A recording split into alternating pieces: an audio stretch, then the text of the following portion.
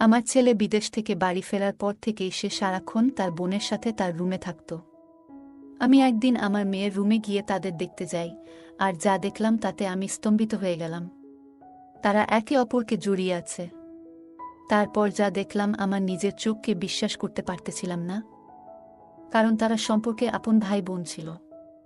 তারা কিভাবে এসব করতে পারে?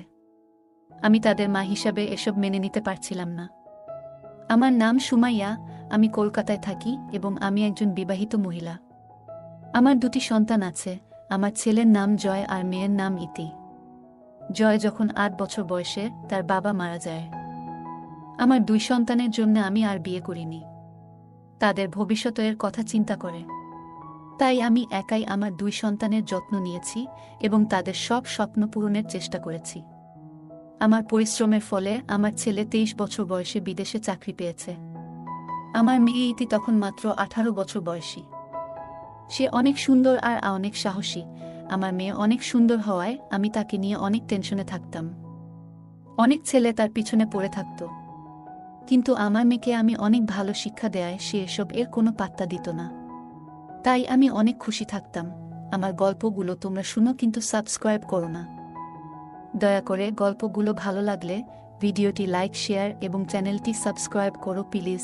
আজ ৩ বছর পর আমার ছেলে জয় বিদেশ থেকে দেশে ফিরে এসেছে। জয় আবেগপ্রবণ হয়ে পড়েছে এবং চোখে জল এসে গেছে। আমার মেয়ের বয়স তখন ২১ বছর। জয় চলে আসতেই আমার চোখে জল এসে পড়ল, আর সে বলতে লাগল, আম্মু, দয়া করে আমাকে দরজায় দাঁড় করিয়ে রাখবেন না, আপনি কি এটা শুনতে চান? আমি তখন নিজেকে সামলে নিলাম এবং ছেলের হাত ধরে তাকে ভেতরে নিয়ে এলাম।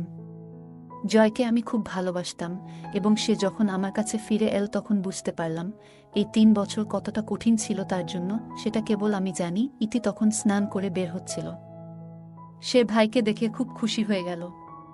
তাদের এই আবেগপূর্ণ মুহূর্ত দেখে আমি একটু অস্বস্তি অনুভব করছিলাম, কারণ ইতি তখনও পুরোপুরি পোশাক পরেনি আর তাদের শরীর একে অপরকে ছুঁয়ে যাচ্ছিল। কিন্তু তাদের ভাই বোনের ভালোবাসা দেখে আমার চোখে পানি চলে এল। তারা অনেকক্ষণ একসাথে জড়িয়ে আছে। আমি তখনও জানতাম না যে এই ভালোবাসা অন্যরকম রূপ নিতে যাচ্ছে। জয়কে বললাম, এবার থামো, আর কতক্ষণ এমন করে থাকবে?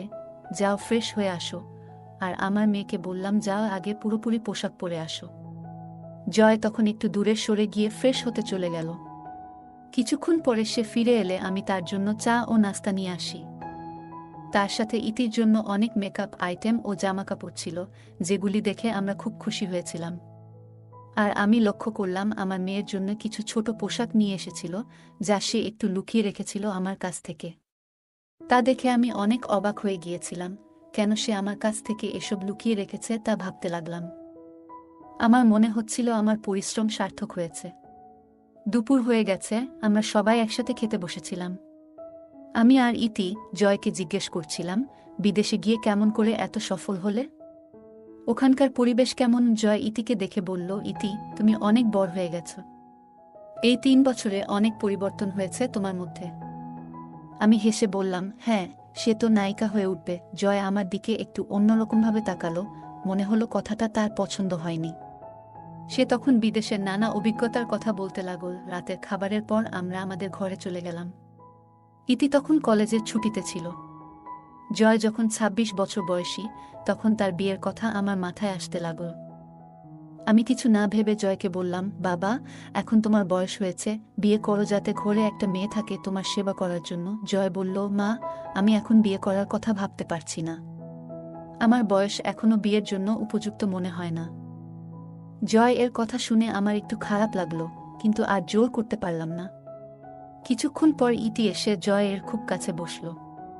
দুই ভাই বোনের কথোপকথন চলছিল এবং আমি ভাবছিলাম যে তারা স্বাভাবিক বিষয় ছাড়া অন্য কিছু নিয়ে কথা বলছে না, কিন্তু একটু পর বুঝতে পারলাম তারা আরও অন্য সব কথাও বলছে যা ভাই বোনের মধ্যে বলা ঠিক ছিল না।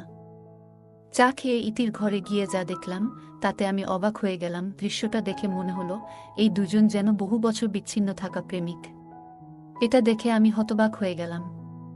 আমাদের সময়েও ভাই বোনের মধ্যে ভালোবাসা ছিল, কিন্তু এতটা ঘনিষ্ঠতা কখনো দেখিনি। সম্পর্কের মধ্যে একটা সীমা থাকা খুবই গুরুত্বপূর্ণ। জয়কে জড়িয়ে ধরে ইতি প্রায় ৫ মিনিট ধরে চোখ বন্ধ করেছিল। মনে হলো এই সম্পর্কটা স্বাভাবিক ভাই বোনের সম্পর্ক নয়। তাদের ভাই বোনের সম্পর্কটা দেখে মনে হলো সম্পূর্ণ আলাদা। এটা ঠিক ছিল না। আর আমি মা হিসেবে কিভাবে তাদেরকে মানা করব আমি বুঝতে পারছিলাম না। আমি ইতিকে জয় এর থেকে আলাদা করলাম, কিন্তু তবুও সে জয়কে ছাড়তে চাচ্ছিল না। আমি ভাবলাম ভাইকে দেখে সে হয়তো আবেগে ভেসে গেছে। আমি এসব এড়িয়ে ইতিকে ডাকলাম। তারা দুজনেই একটু দূরে সরে গেল।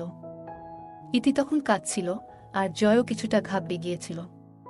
জয়কে তখন ইতিকে চা দিল। জয় এখন আগের মতো নেই, তার পেট বড় হয়ে গেছে, কিন্তু ইতি তার প্রশংসা করছিল, ঠিক যেমন জয় ইতির প্রশংসা করেছিল।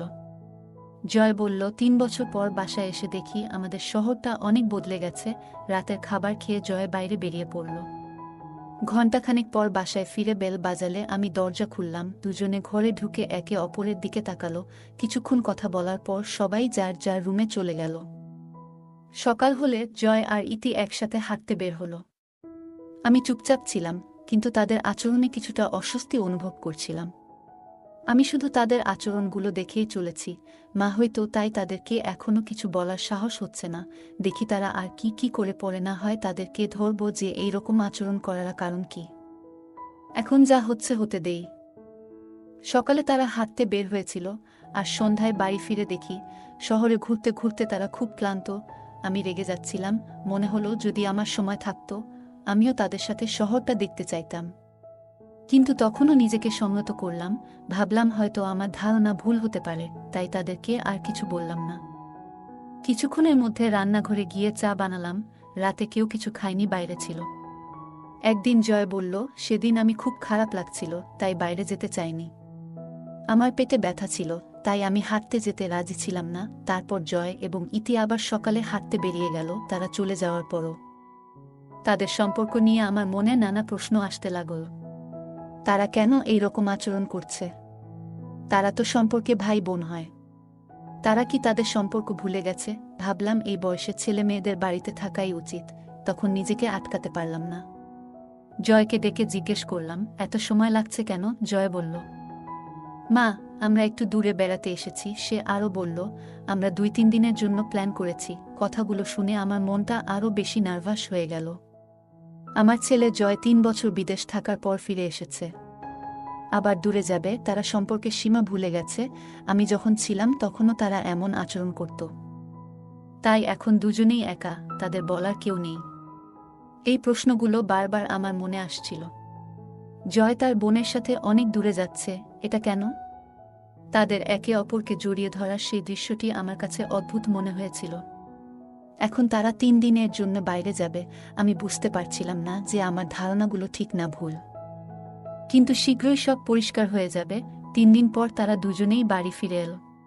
ইতিকে তখন খুব খুশি দেখাচ্ছিল, যা আমাকে অবাক করেছিল। সে বলল, আজ আমি জীবনে এত খুশি, যা আগে কখনো কল্পনাও করিনি। তার কথা শুনে মনে হলো সে অনেক কিছু শিখেছে, এবং জয় তাকে এত সুখ এবং তৃপ্তি দিয়েছে। আমি বুঝতে পারছিলাম না ইতি কী ধরনের সুখ এবং তৃপ্তির কথা বলছে, যা আমাকে আরও বেশি অস্বস্তিতে ফেলছিল। তার এই পরিবর্তন আমার কাছে খুব অদ্ভুত মনে হচ্ছিল। রাতে আমি ঘুমাতে পারছিলাম না, কারণ তাদের কথা বলার শব্দ শুনতে পাচ্ছিলাম। তাই উঠে ইতির রুমের কাছে গেলাম। ইতি খুব ছোট জামা পরেছিল, যা আগে কখনো দেখিনি। এসবি মনে হয় জয় বিদেশ থেকে নিয়ে এসেছিল। তার ভাই জয়ও সেখানে বসেছিল। তারা দুজনেই একে অপরের দিকে তাকিয়ে কথা বলছিল। আমি দরজায় টোকা দিয়ে বললাম, বাকি কথা কাল সকালে হবে। এখন অনেক দেরি হয়েছে, তোমরা দুজনে নিজ নিজ রুমে গিয়ে ঘুমাও। জয় বলল, মা, আমি কিছুক্ষণের মধ্যে আমার রুমে যাব। রাত ১টার একটু আগে সে আমার রুমে এসে শুয়ে পড়ল। আমি ঘুমাতে পারছিলাম না, তাই উঠে রান্নাঘরে পানি খেতে গেলাম। তখন দেখলাম ইতির রুমের লাইট জ্বলছে। ভাবলাম সে হয়তো সুইচ অফ করতে ভুলে গেছে। লাইট বন্ধ করতে গিয়ে দেখি জয় আর ইতি একে অপরকে জড়িয়ে ধরে দাঁড়িয়ে আছে। এই দৃশ্য দেখে আমি অবাক হয়ে গেলাম। এত রাতে তারা একসাথে কেন এবং এমন ঘনিষ্ঠ অবস্থায় কেন, তা আমার কাছে বোধগম্য হচ্ছিল না। তাকে অন্য ব্যক্তির সাথে ঘনিষ্ঠভাবে দেখলাম এবং আমার রাগ বাড়তে লাগল। আমি তার কাছে গিয়ে জিজ্ঞাসা করতে চেয়েছিলাম, কিন্তু স্থির করলাম আগে সবকিছু পরিষ্কারভাবে বুঝে নিই। তাই ধীরে ধীরে ফিরে এসে জানালার কাছে দাঁড়িয়ে তার গোপন কথা জানার চেষ্টা করলাম। কিছুক্ষণ পর জয় তার রুমে চলে গেল। দেখলাম সে ক্লান্ত হয়ে পড়েছে। জানালা দিয়ে উঁকি দিয়ে দেখি ইতিও ক্লান্ত লাগছে এবং বোতলের দিকে তাকিয়ে আছে। এত কিছু দেখার পরও বুঝতে পারছিলাম না এদের মধ্যে আসলে কি হচ্ছে। ঠিক করলাম পরের দিন থেকে রাতের কথাগুলো শোনার চেষ্টা করব। এক রাতে জয় আর ইতির কথোপকথন আমার কানে এলো। জয় বলছিল, বোন, আমরা যা করছি তা শুধু আমাদের মধ্যে থাকুক। এই কথাগুলো শুনে আমি স্তম্ভিত হয়ে গেলাম। ভাবতে পারছিলাম না আমার সন্তানদের মধ্যে এমন কিছু হতে পারে। পরের বার আরও ভালোভাবে খেয়াল রাখার সিদ্ধান্ত নিলাম। আরেকদিন কীর্তি বলছিল, আমি গর্ভবতী হয়ে গেছি, মাকে কি বলবো? শুনে আমি চমকে গেলাম। আমার সন্তানেরা সব সীমা অতিক্রম করেছে, কিন্তু আমার কাছে কোনো প্রমাণ নেই। তাই কিছু না বলে প্রমাণ জোগাড়ের চেষ্টা করলাম। সেই রাত কোনোরকমে কেটে গেল। পরদিন সকালে জয় এর রুমে গেলাম। জয় যখন মর্নিং ওয়াক করতে গেল, আমি তার প্যান্টের পকেট চেক করলাম। তাতে কিছু গর্ভনিরোধক পিল আর একটা প্রেগন্যান্সি কিট ছিল। এসব দেখে বুঝলাম আমার সন্দেহ সঠিক। তারা কিছু ভুল করেছে। যখন তারা হাঁটতে বের হলো এবং বাড়ি ফিরল, আমি জয়কে ডেকে নিলাম। আমার মেয়েও তার সাথে ছিল। আমি জয়কে কানের নিচে থাপ্পড় মারলাম। ইতি ভয় পেয়ে গেল এবং জিজ্ঞাসা করল, মা, এটা কি করছো? ভাইয়ের সাথে এমন আচরণ করা তোমার শোভা পায় না, তুমি অনেক খারাপ করছো। আমি বললাম, তোমরা সীমা ভুলে যা খুশি করছো। আমার কথা শুনে দুজনেই ঘাবড়ে গেল এবং আমার দিকে তাকালো। ওদের বললাম, তোমরা ভান করছো যে কিছুই হয়নি, কিন্তু আমি সব বুঝতে পারছি। এরপর গর্ভধারণ ও জন্মনিয়ন্ত্রণ বড়ি তাদের সামনে রাখলাম। ওদের মুখ ফ্যাকাশে হয়ে গেল।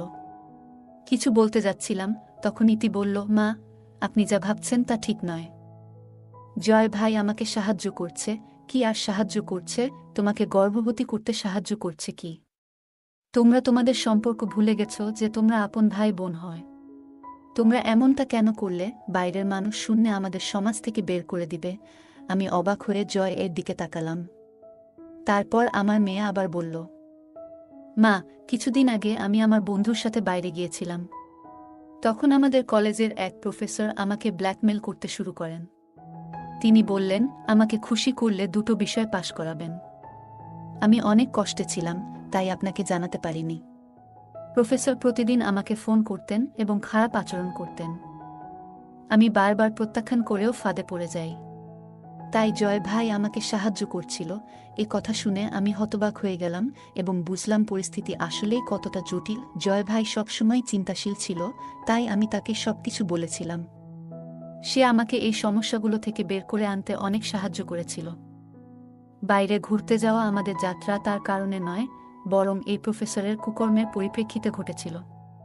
আমরা পুলিশ নিয়ে সেখানে পৌঁছালে তারা সেই অধ্যাপককে গ্রেপ্তার করে। ছেলে, আমি জানতাম না আমার মেয়ে এত কষ্টের মধ্যে দিয়ে যাচ্ছে। ধীরে ধীরে সে সুস্থ হতে শুরু করল।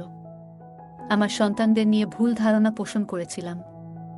তাই তাদের দুজনকে জড়িয়ে ধরে কাঁদলাম এবং বললাম, মা, আমাকে ক্ষমা করো। আমি জানতাম না তোমরা কি সহ্য করছো।